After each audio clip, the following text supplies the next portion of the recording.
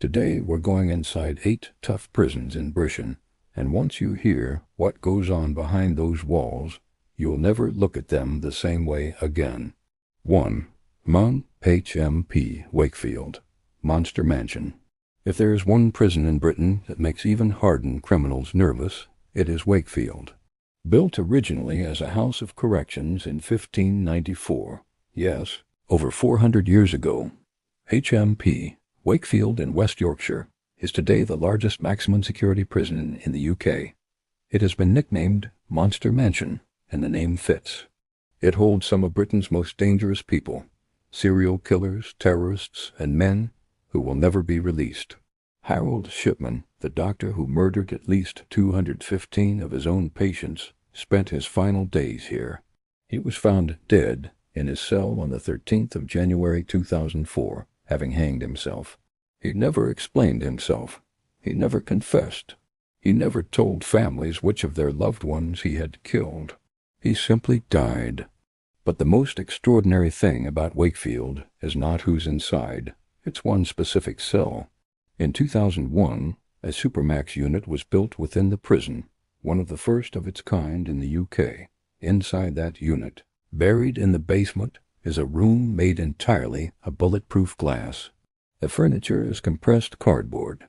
The person inside spends 23 hours a day completely alone.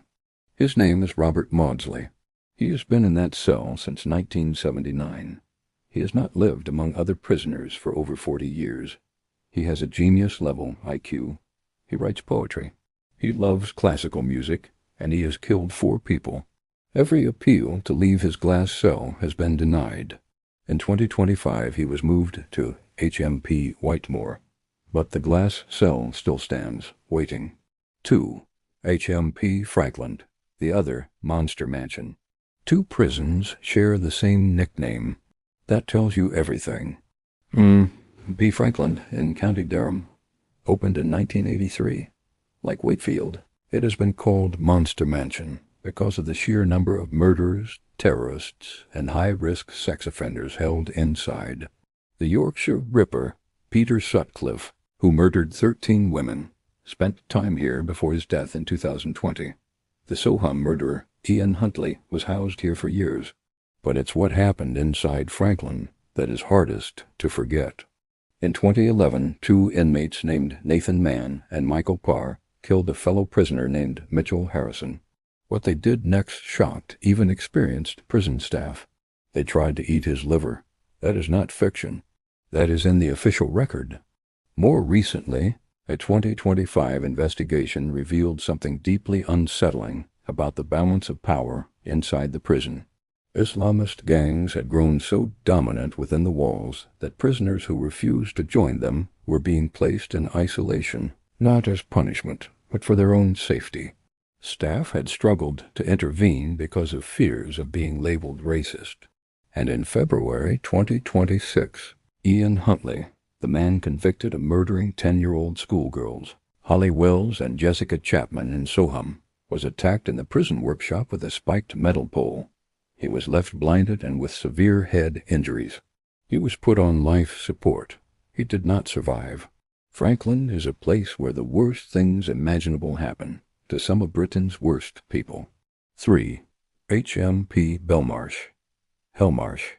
If Wakefield is where killers go to rot, Belmarsh is where the most dangerous men go first. Built on the site of a former Royal Arsenal in southeast London, HMP Belmarsh opened in 1991 and immediately became Britain's most high-profile jail.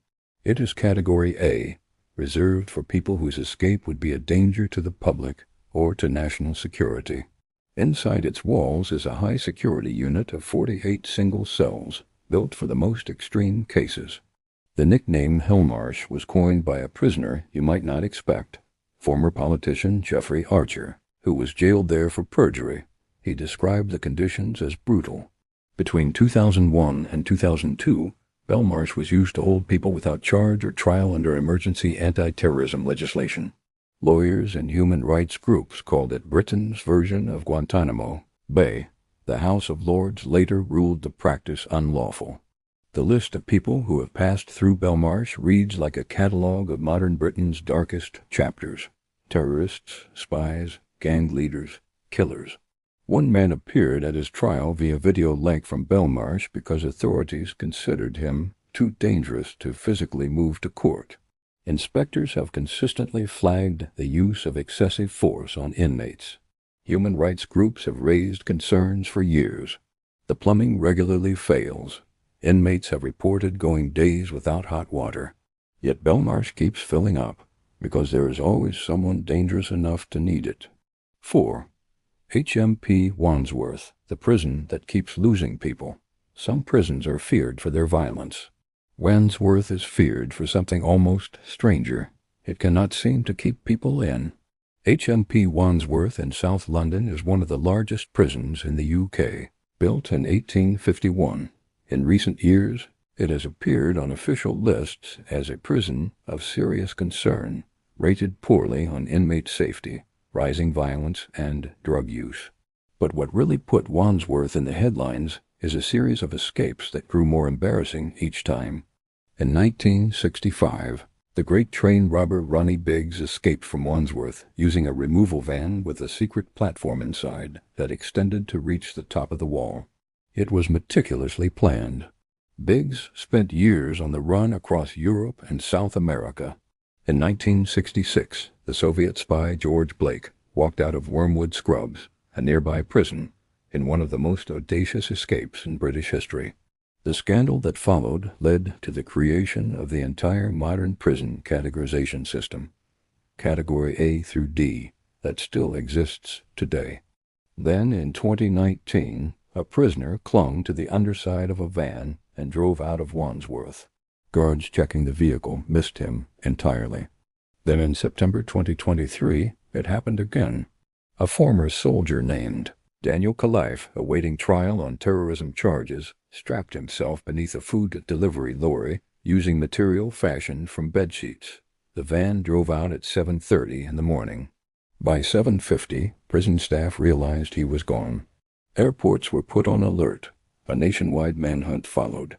He was found on a canal towpath in West London 3 days later, pulled off a bicycle by a plainclothes counter-terrorism officer. Days after Kalife's escape, another inmate at Wandsworth was stabbed and taken to a major trauma center. The government launched an official investigation. Around 40 prisoners were moved out of the jail. The questions about how it keeps happening remain unanswered. 5. HMP Whitemoor, the dirtiest prison in England.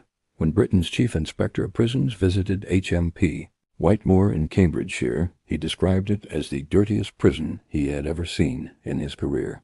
What he found, what appeared to be a blood stain that had gone uncleaned for several days.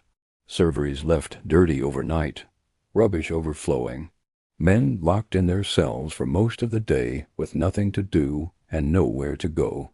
A sense of hopelessness that inspectors said was unlike anything they had seen.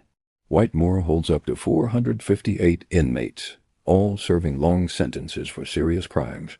It is a high-security dispersal prison, which means it is meant to hold people who need the tightest possible supervision. In 1994, 6 prisoners, including London gangsters and members of the IRA, managed to smuggle a gun into the prison. They used it in an escape attempt. They made it out of the main building. They were caught in the grounds. But the escape attempt changed things. It triggered security reviews and upgrades that tightened the screws across the entire high-security estate. The physical conditions at Whitemoor have remained a persistent problem. A 2023 official inspection found that far fewer prisoners at Whitemoor said staff treated them with respect than at any comparable prison. 2/3 reported experiencing some form of victimization from staff. It is one of those places that, even by the standards of the British prison system, stands out as a warning sign. 6 HMP Long Lartin. Buried in rural Worcestershire, HMP Long Lartin does not get the same attention as Belmarsh or Frankland. It should. Built in 1971, Long Lartin houses over 400 men, all serving long or indefinite sentences, all considered a significant danger to the public. In 1990, there was an attempted mass breakout. The escape attempt failed, but the shock of it led to the prison being upgraded to full maximum security status. Long Lartin now has the largest segregation unit in Europe, built to hold the most violent and unmanageable prisoners in the entire system. But what a 2023 inspection of Long Lartin found was not a fortress. It was a place falling apart. The heating did not work. The water often did not work. Roofs leaked. In the older wings there were no in-cell toilets. Men relied on buckets.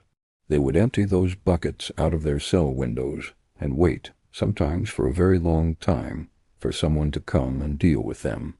The chief inspector wrote, "Given how long men were held in their cells, this was appalling. Self-harm rates at Long Lartin had doubled since the previous inspection. They were the highest of any comparable prison in England and Wales, and it was understaffed, so understaffed that the most basic welfare work was simply not happening. This is a maximum security prison. These are some of Britain's most dangerous people, and they were living for long stretches with broken heating and buckets for toilets." 7. HMP Pentonville. Built in 1842 and still running, HMP Pentonville in North London is almost 200 years old. It opened in 1842. It is still taking prisoners today. That fact alone tells you something. The building was designed around the idea that total silence and total isolation would reform criminals. Prisoners were not allowed to speak.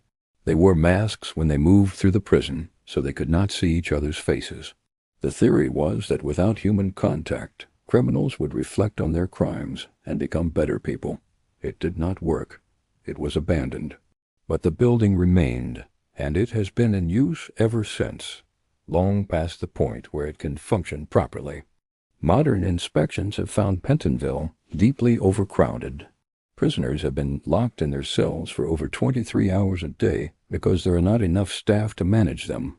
Drug use is rampant. In 2020, inspectors flagged an alarming rate of self-harm and suicides. The infrastructure is Victorian. The plumbing fails. The cells are cramped and often unsanitary. Some inmates have gone days without a full wash because of basic facilities breaking down. In 2019, a prisoner at Pentonville broke into the gym, waited until after dark, climbed to the roof, and escaped over the 20-foot wall.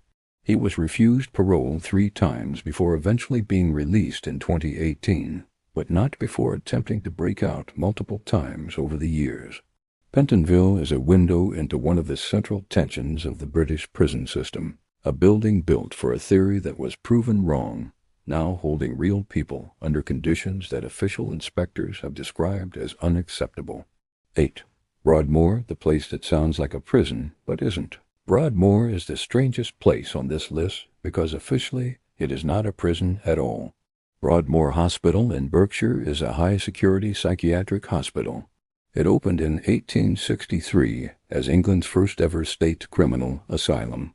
Its patients are not called prisoners. They are not serving sentences in the traditional sense. They are there because a court decided they were too dangerous or too mentally ill to go anywhere else.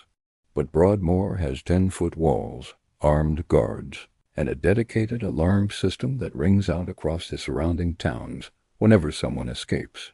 Residents in the area had the alarm tested weekly for decades, a constant reminder of who their neighbors were. And the list of who has been held there reads like a museum of British infamy. The Yorkshire Ripper, Peter Sutcliffe, was held at Broadmoor for over 30 years after being diagnosed with paranoid schizophrenia. He was attacked multiple times by other patients, once almost strangled, once stabbed in the eye with a pen. He lost sight in that eye. He was eventually transferred back to a regular prison, HMP Frankland, after a tribunal decided he no longer needed clinical treatment. He died there in 2020. Ronnie Cray of the Cray twins was certified insane and sent to Broadmoor in 1979. He lived there until his death from a heart attack in 1995, never free, never outside those walls again. In 1952, a patient named John Straffen, convicted of killing 2 young girls, escaped by scaling a 10-foot wall during a work detail. While outside, he murdered a 5-year-old girl who was riding her bicycle nearby. He was caught, and that escape is why the alarm system was built. Even more chilling, in 2014, an investigation revealed that the television presenter Jimmy Savile had been given a personal set of keys to Broadmoor, with unsupervised access to some wards from 1968 to 2004. The investigation confirmed abuse of multiple patients. Some of the most vulnerable people in Britain, in a place meant to protect them, were not protected. Broadmoor remains open. It has 234 beds. All of them currently are for men. 8 prisons. 8 different kinds of hard. Some are falling apart physically. Some are breeding grounds for violence. Some cannot keep their inmates inside. Some hold people in conditions that official inspectors call appalling. And one is not even technically a prison, but everything about it says otherwise. The British prison system holds roughly 87,000 people. What happens inside those walls matters, not just for the people locked up inside, but for all of us on the outside, because eventually most of them come back out. And a system that cannot maintain basic heating, or stop a man from strapping himself to a food van, or protect the vulnerable from those who were supposed to help them, that system has questions left to answer. Subscribe if this documentary opened your eyes, and comment which prison surprised you the most. We are making more of these, and your comments tell us what to cover next.